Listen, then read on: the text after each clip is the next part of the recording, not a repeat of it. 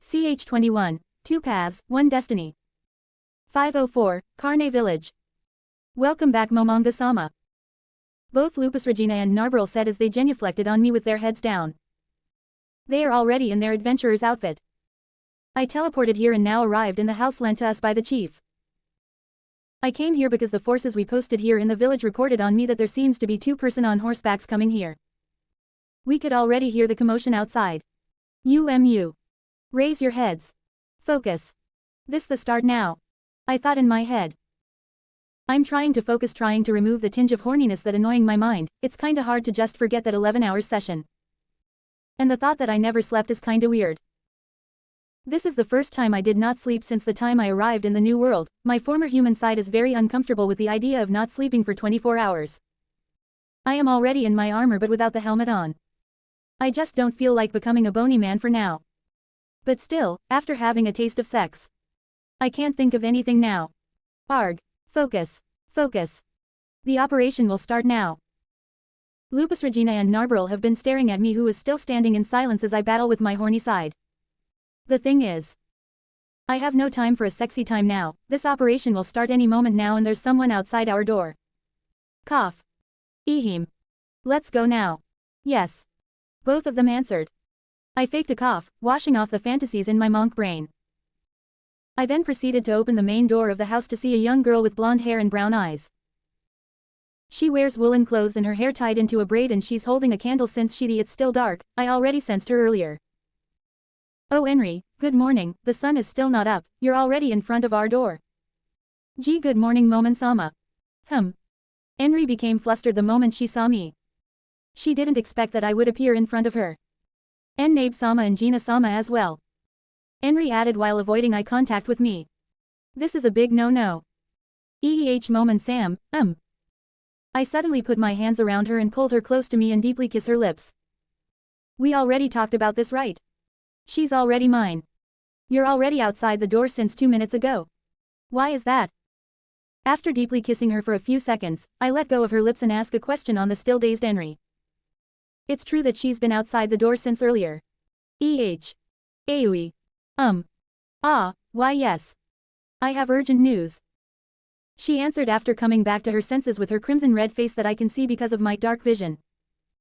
This blonde-haired girl is still close to me, she seems to be bashful. So cute. Henry then proceeded to explain the situation with red face since she's still close to me and my hand on her waist. She said that the goblin wolf riders spotted 2 people rushing over here, the goblins followed their drill and started hiding, people will be hostile against demi-humans. And I just want to check on Momon-sama, if you need me or anything. Says Henry, with the last words trailing off and only the mosquito could hear. Of course, I could hear her with my keen hearing and can't help but be happy inside. You look beautiful as always, Henry. The illumination of the candle on her hand made her look like a saint in my eyes. Well, even without the lighting, my dark vision could still see her, and she still looks as beautiful in my eyes.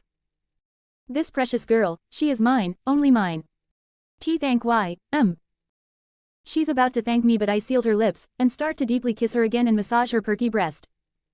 Okay, that's enough for now. I thought to myself before letting go of Henry's lips after 10 seconds of deep kissing and fondling, it seems that my self-control is being beaten up by greed and lust now, I really need to meditate someday.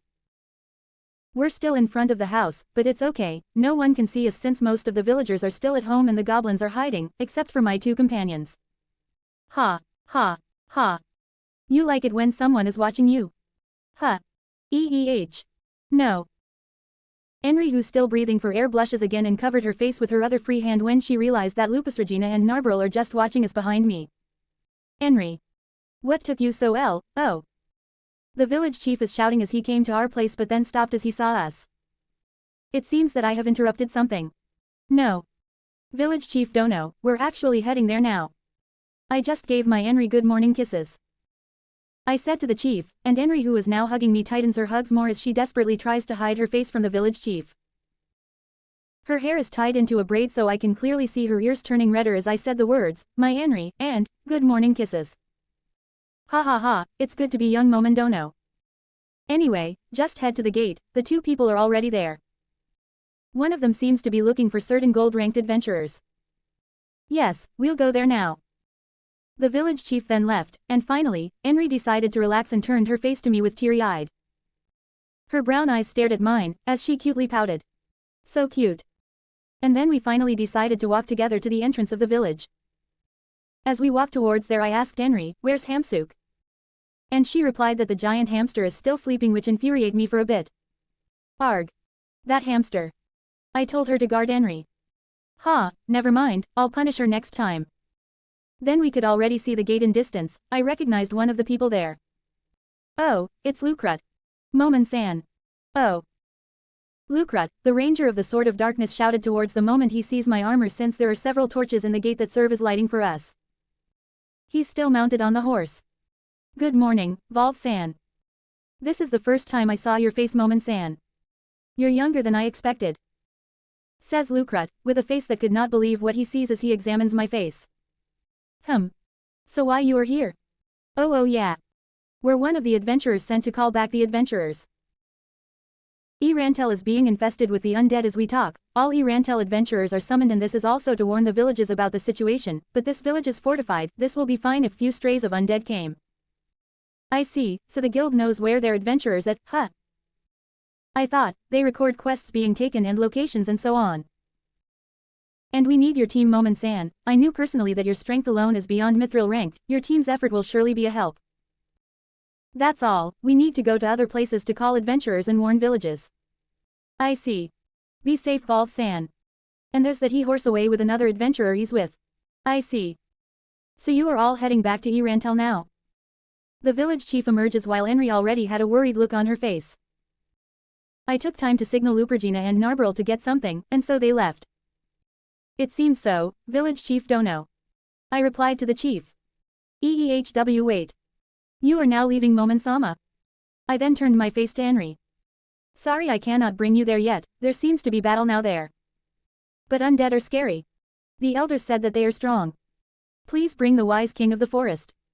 I'll be more relieved if Hamsuk stayed with you to protect you. I'm stronger than that beast, you know. I know. Henry then hugged as he muttered that reply. I of course embrace her back. I could see the genuine worry in her face. I believe she's trying to not let her tears fall, but at the same time believes in me that I'll be okay. Please return safely. I will. I promise. Lupus, Regina and Narbril came back mounted on golem horses. The two looked at us surprised, since I guess they thought that we don't have horses, and thinking along the lines of, where the heck this came from. I then walked to the vacant golem and mounted it. Battle of Erantel, huh? Time to make a name for ourselves. Damn it. If I just have set a teleportation point in Erantel. She furiously screamed in her mind. Evely, calm down. Why do you want to get there so badly? Lachias, that city, it will become the city of the dead if we didn't arrive on time. I see. But calm down first, okay? Lachias said. Their team is already in the process of hiring flying magic casters to bring them there. The Adventurers Guildmaster of the Royal Capital confirmed the very serious situation in Erantel and his adamantite ranked adventurer team. They need to go there. Some forces of the royal faction are being mustered, but it will be slow. Why royal faction only? Because this event is a feast for the noble faction, and since Erantel is directly under the control of the crown, only royal faction is responding to the crisis. Which infuriates Evely, since this must be taken seriously. Evely felt this is something similar to like what happened to certain countries in the south, and she will do her best to prevent such a thing from ever happening again. Then Atina, one of her teammates, emerges from the shadow. The magic casters we hired have arrived. Evil Boss, Tia and Gargarin are already there. This is for real now. Author-san will be gone. Author-san needs to review for some weeks, for the entrance exam, and make some school works that he didn't finish yet.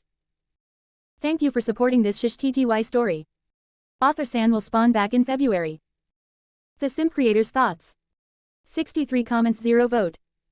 Chapter 22, Erantel 1. 440, Erantel. The desperate battle continues. Sounds of crushing bone sounds are resounding the streets as the forces of Erantel use their blunt weapons against the many undead. Many are skeletons. Most adventurers and mercenaries have reserved blunt weapons because they are prepared if they ever cross paths with undead or slimes, or any enemies that are weak on blunt attacks, but most soldiers and militias do not have such weaponry and been supplied by the city. Ainzok, the guildmaster of E. Rantel's Adventurers Guild, is currently overseeing the battle while on top of one of the administrative buildings on the city, with a shocked face. Oh, one of our gold-ranked team are gone. Ainzok then immediately calmed himself after hearing what his assistant had just said, but after processing it inside his mind, anger flared inside him and shouted. If there's a strong undead, why you didn't send one of our mithril teams immediately? It happened so fast, sir. But it's not undead, it's a human. What? Ainzok exclaimed. He then hurriedly ran to the other side of the building to look over that said sector. He arrived at the place, and he can already see the ongoing commotion at the sector. The line of men with their shields up is slowly regrouping. There seemed to be an explosion there earlier, evident by the crater and burning corpses and equipment. Some are dead and others in critical conditions, getting pulled by their comrades, but they are steadily retreating backward as the humanoid figure walks in their direction. It's a young woman with short blonde hair. She walks forward, stepping to the armed men laying on the ground. Ainzok thought that it must be the gold-ranked adventurer 6-man team. Did you already send a mithril team to her? Ainzok asked the assistant who just arrived. And no, sir. We sent a platinum team, following the protocol. I see. Order them to not engage, and let a mithril team handle it instead. Send a mithril. The assistant faces paled. And give the green signal to the magic casters to assist.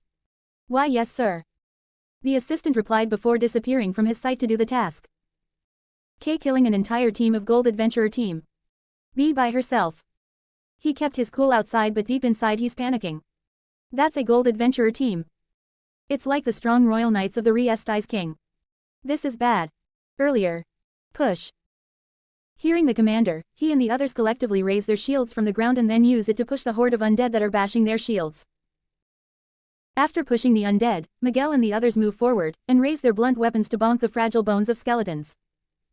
Just as they finished bonking them, they heard a shout again. 10 paces. Forward. It's an order. It seems they gained more ground from this horde of false life. Miguel smiled under his helmet. The sun will come out soon. He's not sure if it's true, but he heard from a comrade that undead are weak under the rays of the sun. Whatever. The pay will be good for sure. Miguel thought, the fortress city did tell them that they are going to pay them. And reinforcement will come, he's sure. The strong adventurers have been taking out the strong bunch of undead that had appeared. Everything is going smooth. If he comes out here alive, he will sure drink a lot till he passes out. Well, he's kind of feeling it. Brace yourselves. The words of the commander disrupted his thoughts and he immediately dropped the bottom of his shield to the ground and prepared for impact, hiding himself behind it.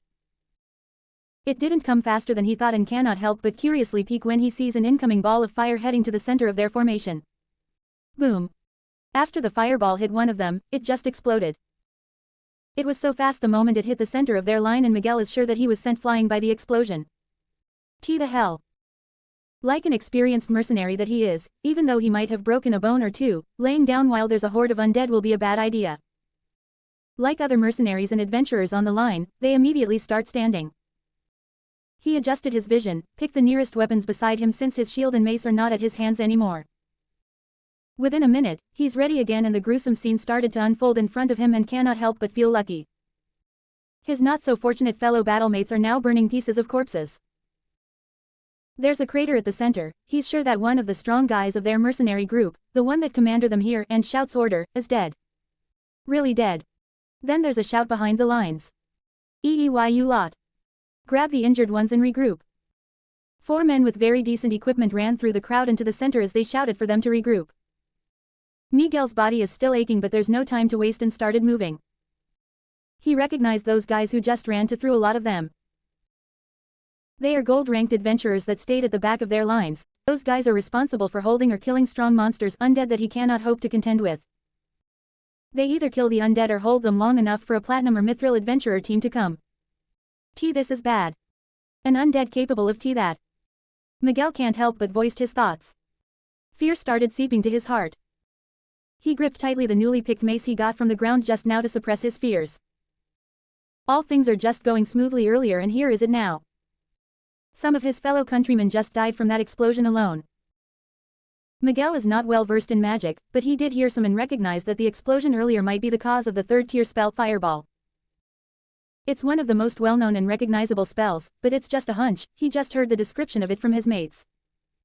He's from the Holy Kingdom after all, divine magic is the focus there. I just want to survive. His eyes then follow the direction of those adventurers, and he sees a strange figure in a cloak in front of the team. The one responsible from that explosion. Did Clementine go? His words could easily be heard inside the catacomb. There's a bunch of undead roaming around and that are being ordered to go outside. Yes, Master. One of his disciples replied. These disciples of his are the ones that he taught a lot about the art of necromancy. Kajiat is a fairly strong magic caster himself, being able to cast up to 3rd tier, but he's mostly focused on healing and strengthening his undead minions and relied to an item. Well, an item with sentience. Kajiat still can't help but click his tongue. TCH. That woman. Who does she think she is? Kajiat thought. The woman he is referring to as Clementine, a recent member of the organization and also one of the executives of Zuranorn.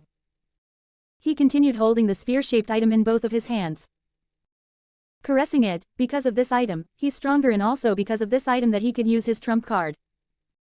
For half a decade he feed this sphere-shaped ball with negative energy, and also prepared for this day. If that woman mess this operation, I will kill her. His disciples cannot help but tensed up after hearing him said that. They didn't even doubt what he just said.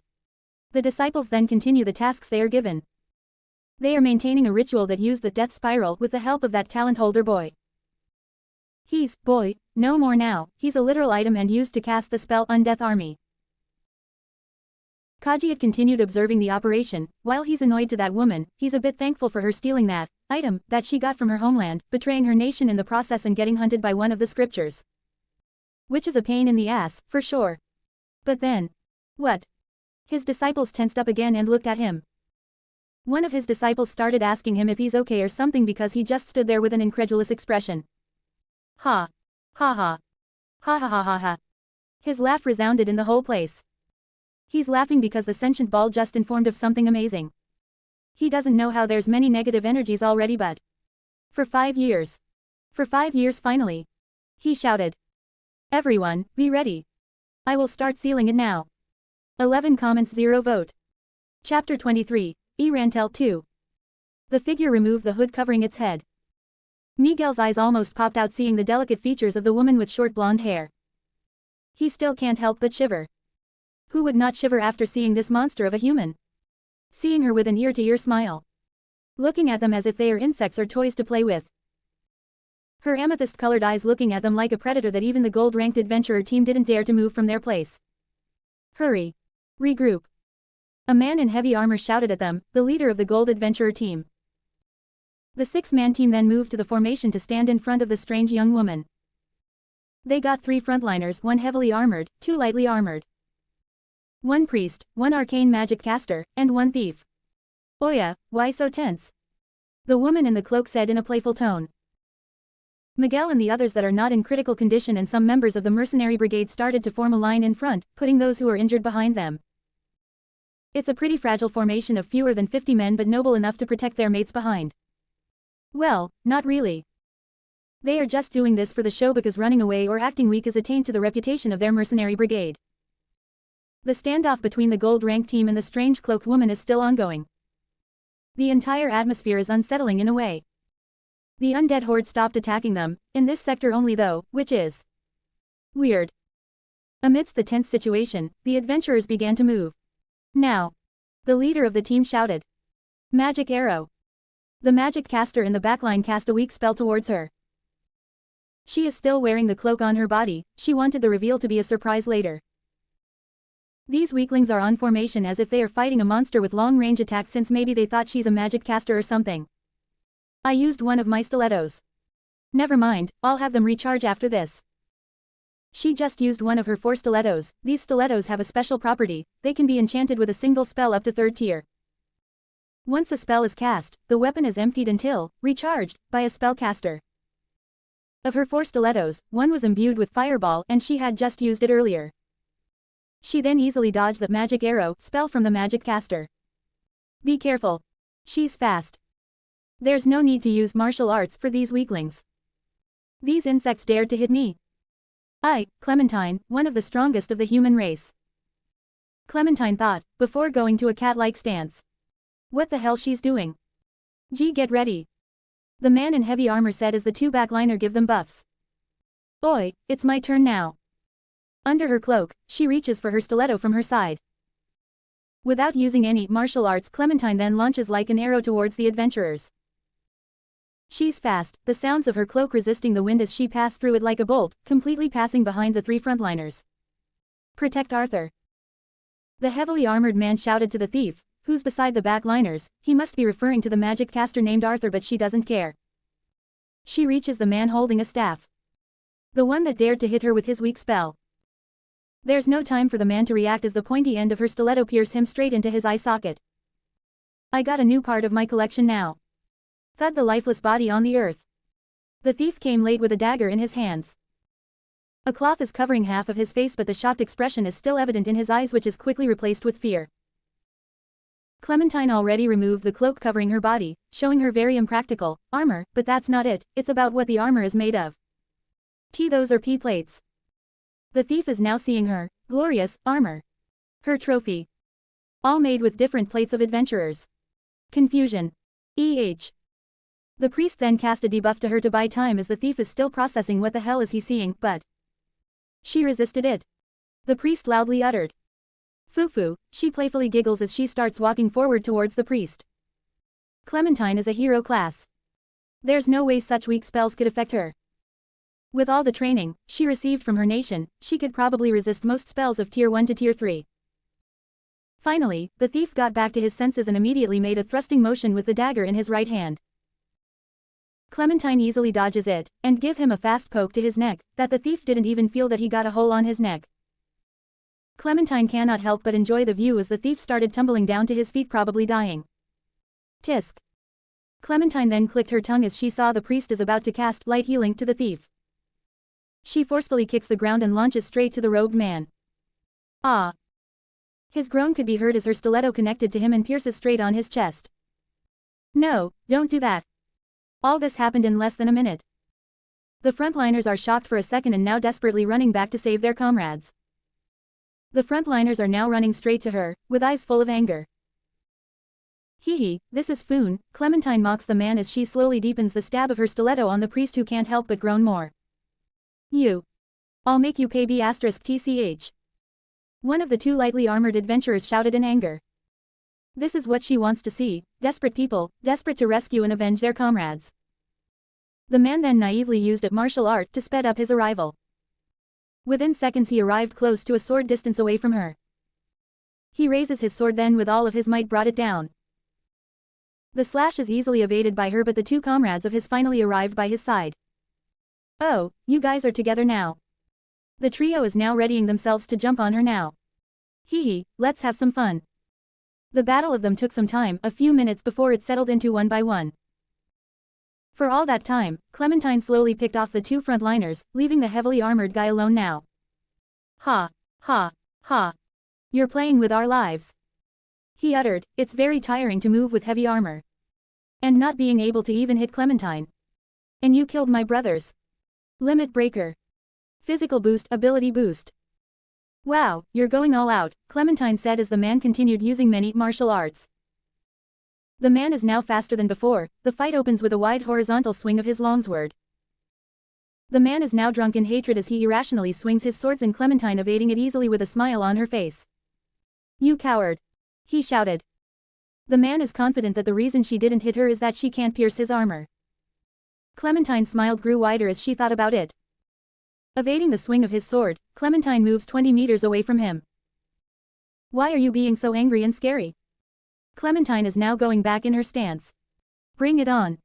The man replied as he fixes his stance. Okay, ability boost. The moment Clementine replied, she launches like an arrow, but this time, she used a martial art. The man's armor, the one he's proud of, is easily pierced like nothing. Her weapon pierced the chest plate and goes straight to the man's beating heart, taking his life in almost an instant. You're so proud of this. This isn't even an orichalcum. For the whole fight, there are many spectators. The ones that he just used fireball at earlier are still there, looking at her with eyes full of fear. Thud, the body of the remaining adventurer fell to the ground. I'm tired now. Did you guys enjoyed it? The line of men slowly retreated as she looks at them. 35 comments, 0 vote.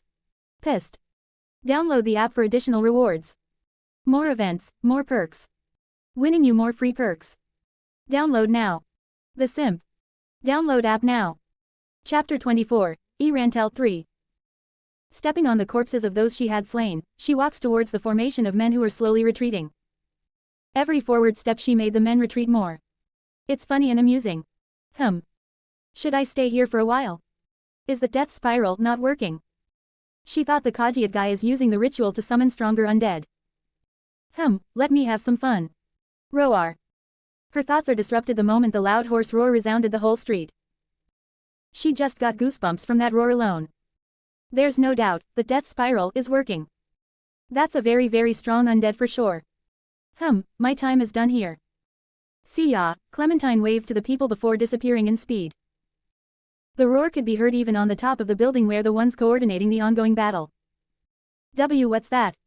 D Death Knight. Ainzok answered. TT the L legendary undead. The young woman earlier is now out of the picture, she just disappeared. Ainzok himself could not believe what he just said. But the description fits it. It stands at 2 meters tall with a crooked body. It is equipped with a rippled sword called a flamberge and a huge shield known as a tower shield. Death Knights are looked upon as huge creatures equipped with armor made of black metal with red bloodlines engraved on it. Moreover, the armor has sharp thorns everywhere and looks like an incarnation of violence. 2 demonic horns protrude from the helmet, with the face being visible underneath. It has a disgusting, rotted face whose empty eye sockets are filled with hate and killing intent, glowing with a flashing red light. How? This is too fast. Ainzok thought. If this is just a once-in-a-while occurrence of the undead horde, that's okay. This phenomenon is only have been happening in less than 24 hours, why there's a legendary undead here.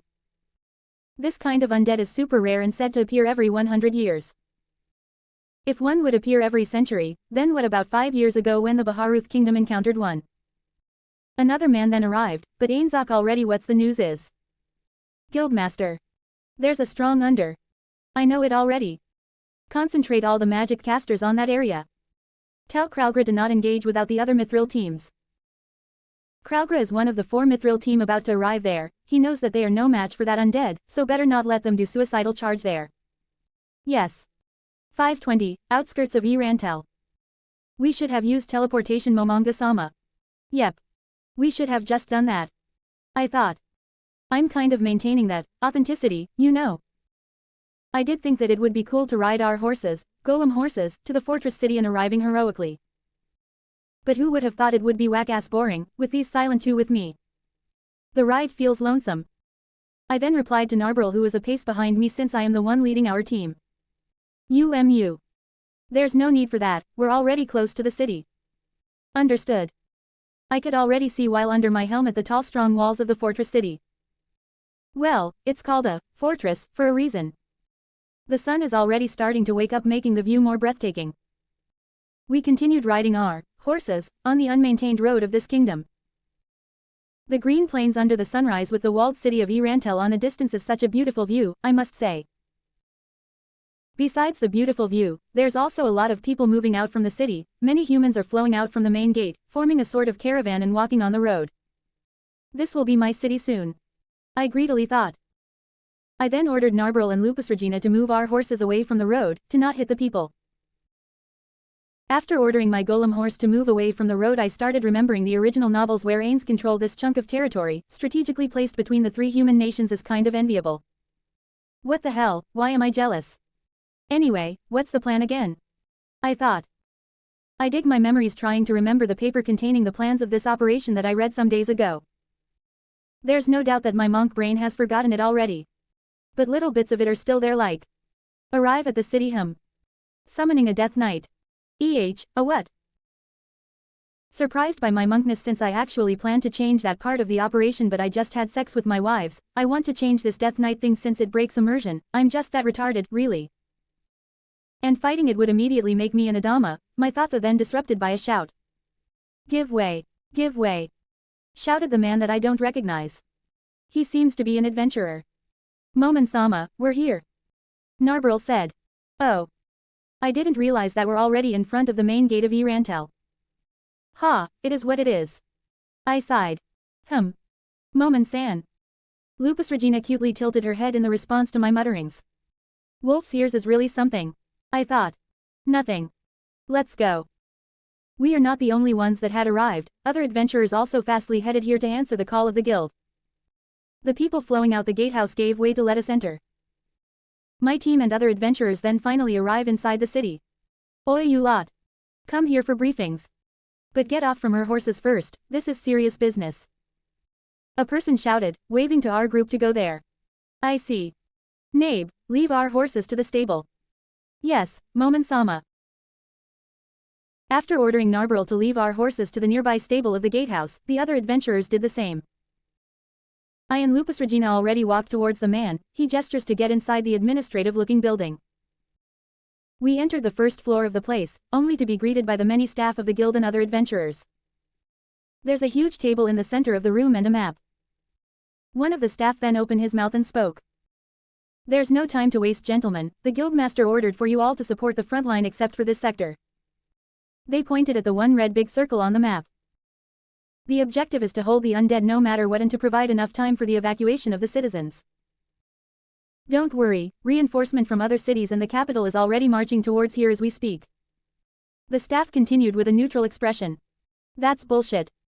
Only the royal faction is mobilizing, but they are not even marching yet. I thought. I have read it on one of the reports in Nazareth. Then why there's an evacuation if the reinforcement on their way? Will those dumbass nobles support our city? This is under the jurisdiction of the royal family after all. One of the adventurers said. His question made sense, most adventurers are aware of the two major factions in the kingdom. Nobles will do anything to bring down the name of the king. But the guild staff chose to ignore it and said. There's no time left. All silver adventurers and below will be guided to their sectors. Gold-ranked adventurers will remain here. No one dared to question him evading the question, but everyone inside the room realized how serious the situation is. Everyone is thinking that they are being sent to their deaths, legally, by the guild, and not following the order of the guild will result in excommunication or even assassination. And being a worker is a very unstable job. Since they'll die either way and cannot refuse a direct order from the guild, then they will just go and try to survive. Most people in the room are low-ranking adventurers, there's no chance for them to become workers. Anyway, the adventurers with silver plates and below have been finally led outside the room to be sent to the front lines. But I know for a fact why weak gold plates remained here. A few of us who are gold plates are left. To be exact, 2 teams. Narberl also appeared beside me now, drawing glances from the men in the room. Cough, you gold-ranked adventurer teams will be sent here in that sector. Don't get involved in the fighting of mithrils and platinums, you'll get in the way, focus on fighting the other stronger undead. Understood. Understood. I and the other team's leader replied. Ha, good luck. The staff sighed. And that's it. They seem to be rushing it. Time is really tight now I guess, but whatever. It's showtime. I thought. Another person then guided us to the sector. And as we ran towards the place, we passed the battle lines that are blocking the horde of false life. Sounds of fighting are resounding the whole streets. I took a glance once and could see necroswarm giants, large undead vultures, and so on.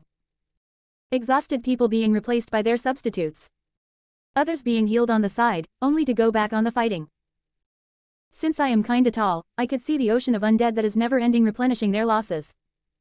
To think the battle lines are holding firm. Bravo. We finally arrived in the sector, or at least that's what the guide told us when something happened. Pock. My vision manages to follow the body of a man who flew on top of us and hit the nearby building, making that large sound. Roar. The scene is followed by a hoarse roar, full of hatred, and I could see on the corner of my vision that the gold-ranked adventurer team we are with are already shaking. What are we going to do? 2 mithril team lost from that monster. Someone shouted. There are some gold-ranked adventurers already running. The Death Knight already has 5 squires. Amazing, I thought. The Death Knight and his goons already killed a lot, seeing the many zombies fighting with the adventurers beside me. Death Knights are estimated to be a level 35, but its strong is level 45, and anyone it kills will turn into a level 17 squire zombies. It's limited though, and anyone killed by a squire zombie will turn into a zombie, and it's unlimited. Letting them steamroll this, they could easily make any city to have full of zombies. Some mithril is slowly backing away, they must be confused why the Death Knight just strangely stopped its never-ending offensive. This is so dumb, are my guys ordering him to stop for me? I thought, wanting to facepalm so bad now. It seems that I need to fight him now. Nabe, Lupus Regina, support the other adventurers. Understood Momon-sama. Arg. I'm BACX. Lemme give you one by one a kiss. MWAHH. TheSimp creators' thoughts. 45 comments 0 vote. Chapter 25, Rantel 4. There are 2 boards in the sky. Literally. Each board is accompanied by 2 flying humanoid figures on its sides. This is air transport and is available in the Estes Kingdom. It requires a huge sum, of course. 2 third-tier magic casters cast fly to themselves and guiding the floating board, where the passengers sat. On one of the boards, a bulky person is sitting with a small humanoid figure, covered in a reddish robe and an uncanny mask that hides the face. Shorty. Where are you going? Musclehead. I must go now. Oi. Wait. Are you losing your mind? The masked figure is Evely. She and her companion have been arguing for a while now but still less than a minute, and the others didn't notice it yet except for the 2 magic casters guiding their transport. She still chose to ignore the argument of her friend and cast fly to herself. The transportation may be fast and save a lot of her mana but it's still faster to fly alone. Musclehead Gargarin argued that they must go there together. She knew she's right but... if I can prevent this much sooner. She muttered. Of course, her companions do not know about her history and it will be better to stay that way. Hovering herself in the sky and to the tall walls of the fortress city. The flight is fast and she finally arrived shortly. And no way. She's now at the top of the wall, as one of the undead, her senses are tingling on nowhere ends. As if there's a radar inside her that detects other undead beings. Many undead popped in her senses. Her body shook as she remembered something. She then forcefully stopped her shaking hands and clench her fist. It's similar. Numerous emotions were felt. Memories that had been buried deep inside starts to resurface. WHO is behind this. Her crimson eyes scan the whole city and trying to find where is the undead coming from. With no hesitation, she decided to go to a certain location alone. Her spell is still in effect, and so she hovers and flew there. She's no weakling. She knew it herself. A former member of the party of heroes of the past and an entity that surpassed the 4th tier. She flew and passes the people fighting the horde of undead. Cheering them inside her heart. Huh. Already on her way there and then she felt a sudden surge of negative energy in an area like it's compressed there. Is that the culprit? She hurriedly flew where her senses told her, locating the strong enemy and possibly the culprit of this mess. She needs an answer to the puzzle she's been solving for centuries and any clue will help. She followed her senses, removing one of her enchanted rings making the many flying undead ignore her. She realizes that the destination she's already going for is the place where the negative energy is being compressed. It means she's right. She hovers and past the many undead varying in sizes, strong and weak but all are marching in one direction, the other side of the city where the living is. She ignored it for now because it's better to locate the root and end this mess once and for all. And she finally reached the place, the cemetery. I am possible. This word left Ainzok's mouth. He could not believe what's he's seeing now. That guy is holding that monster. Shouted someone. Bang. The loud sound could be heard again as the 2 tall figures charged at each other. A Raven Black Knight versus a Death Knight that looks something from your nightmare. The legendary undead is massive. Well, the same could be said to the Raven Black Knight. These 2 are at the same height, standing at 2 meters. It is a truly intimidating sight. Of course, Ainzok knew this man is Momon. As he muttered his name, the Raven Black Knight withstands another charge of the legendary undead. The undead brought its black tower shield and contrary to its appearance, the monster is incredibly fast. And when it runs towards you with its tower shield, it's like a wall running to your destination. But no matter how many times it tries to charge Momon, it's still not enough to move the Raven Black Swordsman, even a bulge. Annoyed that it can't pass through the man, the undead moves its towering shield aside, and what comes next is a fast thrust with its sword. The sword is nearly 130 centimeters long and coated with waves of terrifying red and black fog, agitating observers from nearby like a constant heartbeat. But the attack is easily deflected by the bastard sword-wielding Raven Knight. The battle continued back and forth that Ainzok looks in awe as the high-level battle ensued. Normal people will not be able to even follow the sequences. The Raven Knight then started his counterattack, masterfully using his bastard sword to deflect the long rippled sword of the undead, turning the undead like a turtle hiding within its tower shield. A loud metal sound reverberated around the field for every observer to hear as the bastard sword hit the undead's shield. While this duel is happening in the background, the other adventurers could only look in awe. Their broken morale is slowly coming back, pumping them up to fight again. They could not just watch, or else the other undead will interfere with the battle. Gold rank plate he may be. They knew in their hearts that he is stronger than the Mithrils. He's a hero that came straight out of a legend. This gave them the motivation to fight the squires that are equal to a platinum or stronger and the zombie horde it commands. They knew that they stand no chance against that undead monster, and it's better to stay away rather than to hinder their hero. Platinum, gold, and even the Mithril joined the fray on fighting the many undead left. I'm right. Ainzok knew that his instinct is not wrong. This man is born to be a hero. Electrosphere. Then a female voice entered their ears, and a large chunk of zombies surrounding one of the squires turned into ashes. The adventurers who are now pumped up froze, slowly looking to the young black-haired beauty who had just cast the spell. Then the brown-skinned and red-haired cleric beside her immediately charges towards the lone squire. It doesn't even have a chance and just got smacked by her long mace. They're strong too. One of the platinum-plated adventurers muttered even his team have a hard time fighting one squire, and these two just eradicated a large chunk of the undead and a squire. The cleric then looks at the adventurers and says, "What are looking at, Sue? Support Momon-sama, Sue. Oh right. Let us not hinder Momon-san. Charge." And the adventurers with renewed morale charged the many undead, and the battle ensued. Ainzok witnessed the whole scene. He may be an observer looking over the adventurers at the top of the building, but this tells something about Momon. So even if his companions are strong, he still fights the Death Knight alone. Because he's confident to win. One of Momon's companions is a young third-tier magic caster. The cleric. Maybe the same strength. She just smacked that squire like nothing. Oh, Momon-san. You're a showman. He switches his vision to Momon, who is still fighting the Death Knight alone. He's even forcing it to retreat step by step. But you're strong. Really strong. Not adamantite strong. Hero class strong. Wow, you look dead, Kaji-san. A familiar woman suddenly appeared in the place. It irked him a little, but happiness welled inside him after learning that it's successful. His flesh are nowhere to be found, and he's a walking white skeleton now. He feels weird but happy. But then the extreme happiness has been immediately squashed, making him irked more, but whatever. Thank you, Clementine. Did something happen outside? Yep, I played a bit, and a strong undead came there. It's big and black, with horns and sword. Kaji does not know how he's able to speak without a throat, but he kind of remembers something about the description he just heard now. Anyway, he still can't help but feel emotional. For 5 years. Oh, mother. I finally accomplished it. He's finally an elder lich. 47 comments, 0 vote. Chapter 26, Erantel 5. I think this is enough. As I am having a thought, a ripple blade is about to slash me down, but I skillfully blocked it, resulting in an audible deafening clang of metal. Clang.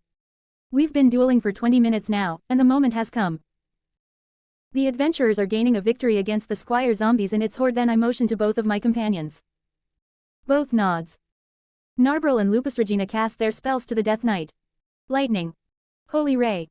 Roar. The Death Knight seems to suffer in pain, but it's more like annoyed. It possesses a vast health pool but poor magic resistance after all. Woo. The adventurers cheered as their idols showed their strength. What? They are simping my wives already. I cast away the thoughts, for now. I then clenched the hilt of my sword firmly, preparing myself to swing it in peak raw strength. Level 30 plus handicap. Death Knight is a decent defensive fighter, but now the undead is full of openings, thanks to my companions. I forcefully kick the earth, propelling me towards the undead at extraordinary speed. With precision, I swung my sword, slicing my enemy in half. The upper part of its body flew, landing a few meters away from us. Thud. Yeah. A thunderous cheer engulfed the entire sector, wilder than the simping noises earlier. Without a doubt, I have certainly made the image of a hero that day. Meanwhile at high command. Ah. G. Guildmaster. Did you see that? I see. How could the man even talk nor think when Ainzok shaking him back and forth like a doll, saying, "Did you see that?" Again and again, and screaming like a fangirl. He exterminated a legendary Death Knight. Oh. Ainzok's assistant lost consciousness just now. He's just an ordinary man. Being moved like that by a former high-ranking adventurer will surely take your soul out. I need to go there now. Amidst the cheering and praises, I faced the many adventurers behind me. Feeling the seriousness of my mood, the cheering died down. Our job is still not finished. There's still a horde of undead coming our way and we need to root out the culprit. Will you accompany me towards the cemetery? Hoo-ah-ah-ah-ah. The already motivated adventurers became pumped up more as their boisterous agreement resounded to the entire sector. Then, follow me. I then charged towards the wall of skeletons that halted their advance. As I sprint, multiple footsteps could be heard behind me. I smashed first to the many undead, obliterating a large chunk of them. Numerous martial arts being activated and spells being unleashed. It's chaos. I slash my way to the horde with my skillful use of the sword, cutting the supposed slash-immune skeletons like butter. That's a relic class item for you. With my companions behind me, I cut my way through, getting deeper and closer to our objective. Rainbow, a mithril adventurer team. They are decent lads. Praised by their exploits and hailed like idols of adventurers of Erantel branch. They do think they are fairly strong. All of that changed when they heard the news of Kralgra and Skywolf being obliterated by that undead. T2 mithril teams. That thought echoed in their minds, as they finally saw the undead they are being sent to. The 2 meters tall monster, its eyes enough to make someone of their level run. Contemplating if they should justify the guild and run away from this big scary abomination. Until a raven-clad knight stepped in front of it. Did he want to die? The same thoughts occupied their minds. Roar. The ugly undead roared in annoyance and charged towards the knight. They could only thank him and pray to the gods for his sacrifice. Bang. That loud bang has resulted in the knight stopping the charging undead on its tracks. Something they will never forget. The knight didn't only stop it, he dueled the undead, a high-level fight their team never hoped to be involved in. They just don't stand a chance. But the knight perseveres and endures all of the engagement with the undead as they other adventurers tried to eliminate the squire zombies. The knight dueled the undead to give enough time for them adventurers and his companions to give their all fighting the squires and win. The knight himself and winning against the undead. He just didn't stop there, and now leading the charge towards the cemetery. Their team now found themselves supporting the knight and his comrades. They found someone worthy to be praised. The duel of Raven Black Hero against the undead of legends and emerging victorious. The powerful elemental spells of the black-haired beauty had unleashed. The divine judgment of the most beautiful cleric. The devastating battle of Erantel paved way for legends. The advance continued. The skeletons just didn't stand a chance. There's just no way. I continued my charge, skeletons flying everywhere. I feel unstoppable, Necroswarm giants. Meh. Skeleton warriors. Meh. There's fairly strong undead here and there but nothing close to the Death Knight. What happened to them? Gone. Taking down Necroswarm giants in one swing, and the more we advance the stronger undead we met. At last. From a distance away, the walls encircling the cemetery could be seen. We're getting close. The advance is getting slowed down now because of the more skeleton warriors we encountered. Those are at the level of peak gold rank adventurers. One level below the squire zombies. It meant that the remaining gold, platinum, 1 mithril, and myself could defeat them but there are just many. But something happened. That's. A huge skeletal creature could be seen flying high in the sky. Kaji, its objective is finished. This place may not have become a city of the dead as he had hoped but it doesn't matter anymore. He had accomplished his goal. He became more powerful. An elder lich. He also had stepped to the 4th tier. But he does not have any spells of the tier though. He needs to study that. He then heard one of his disciples running to him. Master. What is it? Weird. Many changes happened to his body. He's now a skeleton, his old frail body bothered him no more. But the source of this thought is because of the tingling feeling inside him. The mere sight of these humans boiled his non-existent blood and he wants to extinguish their burning lives. It's like his instincts whispering to his ears to eradicate the living. This is the feeling of being undead. He is aware of it and actively suppressing his thoughts. Reminding himself that he needs to be stronger. For his mother. The disciples then continued his message. Intruder. Might be a 3rd tier magic caster or more. I see. He thought about it deeply and calmly. Should he just retreat? His job is done here. And finally, he concluded that it's better to be back in the headquarters. Prioritize withdrawal. We're getting out of this city now. Yes. His disciple replied and then disappeared from his sight. Boring, let me handle that magic caster, please. Clementine appeared out of nowhere, but that's fine. That's all she is, and he's not afraid of her as he had more cards under his sleeves. No. We're getting out now, Adamantite might be on their way already, and, the Windflower scripture is probably in the city. Do you want to stay here? The playful expression of Clementine vanished and let out, TCH. How about you take your time taking the crown of wisdom from the boy as we prepare for our withdrawal? Fine. And the maniac slowly walked away. That vile woman. Even when I have become a lich, I can still feel my instincts giving warnings on me. As the silhouette of the young woman faded away, he started walking to a certain path. It's leading outside the catacomb. Should I test my strength to this brave one? He continued pondering about it until he reached the entrance. He knew that it's only one person, but why? Why is she intruding alone straight here? Even the higher-ups of the city didn't send their third-tier magic casters here. An adventurer thirsty for glory. That's plausible. As he mulls over it more while standing in the entrance like a statue. Boom. He still didn't open the wall in the entrance when the entire wall in front of him exploded. F***CK. It didn't stop there because shortly after that a feminine chant is heard by him. Crystal dagger. An enormous crystal dagger is coming from the sky. Boom. And again it hit his location, causing tremendous damage to him. Dust is covering the place, obscuring his vision a bit, but still the assault. Shard buck shots. Many crystals smaller than the size of a fist shot out in a scattered pattern to his location. Arg. Anger boiled inside him, as he was being thrashed around like this and it's hurting him. Blunt damage is his weak point, and every time an impact of explosion happened close to him it damages him. He then pulled a sphere-shaped object from his hiding place magic item. Now. Summon the skeletal dragon.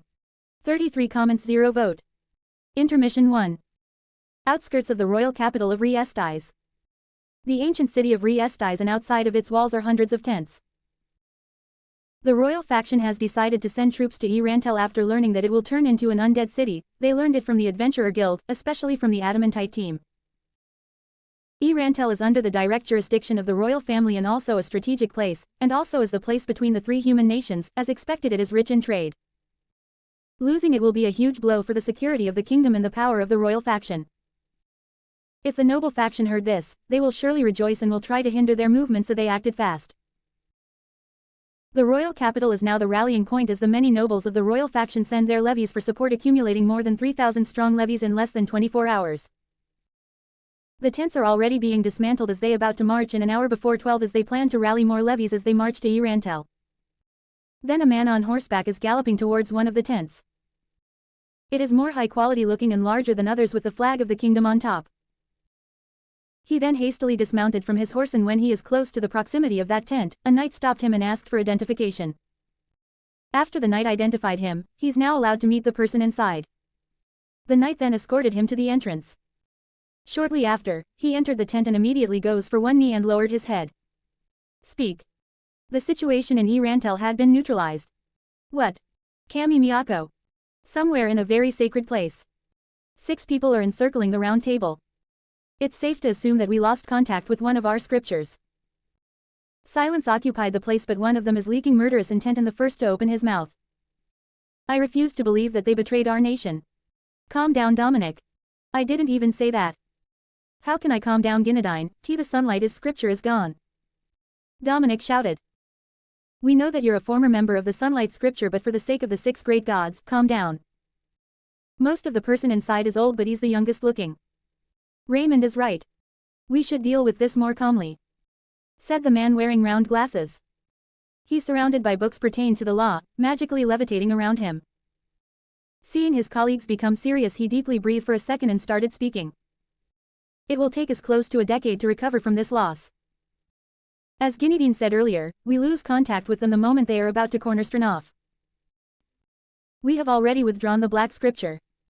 Only the Windflower Scripture is present in the area. Should we send them to investigate it? Erantel. There's a small but steadily growing group of people. Some religious persons may call them heretic for preaching whatever bullshit of their beliefs. Shady cloaked people have been distributing a book called The Covenant Codices. It preached the words of the so-called Supreme One. Like many people who have an interest in this group, they all shared common hatred against the nobles for them being able to do what they want. And themselves, for being weak. One of them is a girl whose sister is taken by a noble and powerless to do anything about it. Oh, listen everyone. We have a new truth finder. Welcome, him. The Battle of Erantel is a devastating but short one. Reinforcements of other cities have finally come but late. The people of Erantel who have been evacuated outside the city are now flocking back, only to see the destruction that has been caused to the east part of the city. Many remains of the skeleton's undead can be seen. Word spread about the appearance of a legendary undead. The arrival of one of the two adamantite adventurer team of the kingdom. And especially the news about the exploits of a certain Raven Black Knight and his team are now circulating. Momonga-sama will praise me. The mere thought of that brings joy to him. But they're still bothering him on why he has been by his master to this place. Remembering his orders saying, raid this base. Kill everyone except for one named Brain Ungloss, purposely break his spirits and let him escape. Momonga-sama, I really cannot fathom your plans. Such great intellect is only reserved by yours. He muttered, but then a heteromorph-looking figure approached him. It's a muscular demon with the bare bone head of a ram with black wings sprouting from the back. Demiurge-sama. What is it? We found a couple of insects inside one of the caverns. The bandits seem to use them for the... Just take them out. I need test subjects. Understood. 37 comments, 0 vote. Chapter 26, bruh. It annoyed him the most when these nobles are having a shouting game in front of his liege. His liege, the king, ruler of the Re-Estais kingdom. Now inside the Valencia Palace, which is within the Aro Lente castle. It is located in the center of the royal capital, separated by a wall containing 1,400 meters worth of land. 12 cylindrical watchtowers protectively surround it. The Valencia Palace in the Aro Lente castle consists of 3 sections, including the residence location for the royal family. He's the savior of the city of His Majesty. Of course, for his deeds, he deserves to be knighted. Shouted one noble, and from the way he said it, Gazef concluded that the guys must be in cahoots of the royal faction. Are you red asterisk asterisk asterisk? Said one of the opposition. The room intensified more. The nobles continued yelling insults at each other. Gazef wanted to sigh badly, but he can't, or else these asshats will turn unto him and will affect his liege. Gazef cannot possibly give his liege more problems to face with. After being silent for the entire hour, his liege, the king, finally spoke, and now it's the turn of the loud nobles to shut their mouths. Enough. Let us discuss this for another time. Dismissed. Understood, Your Majesty. All bowed for unison and all done. The noble faction won the day, stopping the royal faction about their move on making and binding a powerful ally. It is the reason they have fiercely defended their positions. His liege must have realized that pushing the nobles more might escalate. Gazef then accompanied the king out of the meeting room, and as they are moving through the long corridor, Gazef sees the many heavily armored men on the sides. These are the knights that protect the inner areas of Aro Lente Castle. These high-level soldiers whose duty was to protect the royal castle and members of the royal family. The recruitment is strict that only gold plate level or difficulty level of 31 to 40 could join. They were primarily second or third-born sons of noble families who had little chance to inherit titles, lands, or wealth. Still, he heard his liege side. He continued escorting the king, who was walking with a cane. Rampasa III, we can describe him as being an emaciated old man. His head is already scattered with pale white hair. His liege inherited the throne, their kingdom was already in a dire political state because of the mistakes of previous kings. Throughout his king's reign, he saw him tried to reform the kingdom but failed, and during a previous annual war with the Baharuth Empire, the king sustained a grave knee injury and now requires a cane to walk. Anyway. Are you sure that is it the same man? Yes, Your Majesty. It is indeed Momon. It also surprises Gazef to learn that it is that man. The man who saved the village of Karne. Gazef does not doubt the man's adventurer team's strength, being able to defeat a group of knights of the Empire and now a strong undead. Gazef is grateful that someone strong like Momon would do something great again. Someone benevolent like Momon surely deserves to be knighted, but Gazef doubts that the man would accept to be a knight. He seems to be a guy that will refuse such things. He's strong, I hope we can exchange some notes someday. I see. It's a shame that I can't thank him in person. Don't apologize, Your Majesty. Momon saved a village and a city from the crown's domain, I do not want to look ungrateful. He's better than the supposed nobles of this kingdom, he deserves a title at least. Gazef thought, they may not have a lot of time knowing each other, but from a brief interaction with Momin, he can confidently say that he's not just strong, he also possesses a noble soul. The Adventurers Guild has a strict rule about intervening in human-to-human wars. Momin certainly knew it, that's why he asked him to not reveal his involvement. Occupied by his thoughts, he became alerted when a person is strolling straight towards the king. Only to realize that it is not a threat and became relieved. Father. Princess, slow down. It's a young girl with long golden hair, silky smooth and supple as it drapes over the back of her neck. She has vibrant, dark blue eyes that shine like sapphires, filled with warmth. She wears a fashionable white dress, which further strengthens her image of purity while being followed by a young man with short blonde hair wearing pure white armor. He's like a walking continual light spell. He chuckled in his mind. The young woman is Renathyr Chardellen Ryle Vazelf. It is indeed a mouthful. That's the case for the names of royals, which require 5 names, and because of that, the Blood Emperor is subject to mockery by nobles. Indeed, she is his liege's daughter. The young man in pure white armor is her bodyguard. Being her bodyguard is a source for the noble's anger. Why does the Golden Princess have a commoner as her personal guard? They say, and yes, this guy is commoner like himself. Despite that, they do not interact or talk that much. Oh Renner, what is it? As always, His Majesty has a soft spot for Renner. The king's tone changed. Let's just say that Renner is special for the king, even when she's in the marriageable age, she's not been engaged with anyone yet. Compared to her 2 other sisters who have been married off already when they came to age. I need father's permission for my friend's visit. Miss Indras and her companions. Sure, no need to ask me for that. Thank you, father. Renner then thankfully bowed to her father while Gazef is happy inside to his liege. He must say that his instincts giving him false alarms. Why is it going up to some extents when this girl around? As if something is off. On the 5th floor of the Great Tomb of Nazarick. There seems to be a constant blizzard in effect throughout the area's terrain, leaving nothing but some snowstorms trailing at its wake. Snows are always falling on the area's surroundings non-stop. The snow driven by the blizzard went in all directions, obscuring all vision and covering up footprints.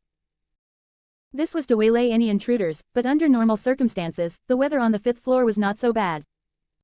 The clouds which covered the sky would only dispense scattered snowflakes. This is his domain. This is what the Supreme Beings have tasked him to protect and oversee.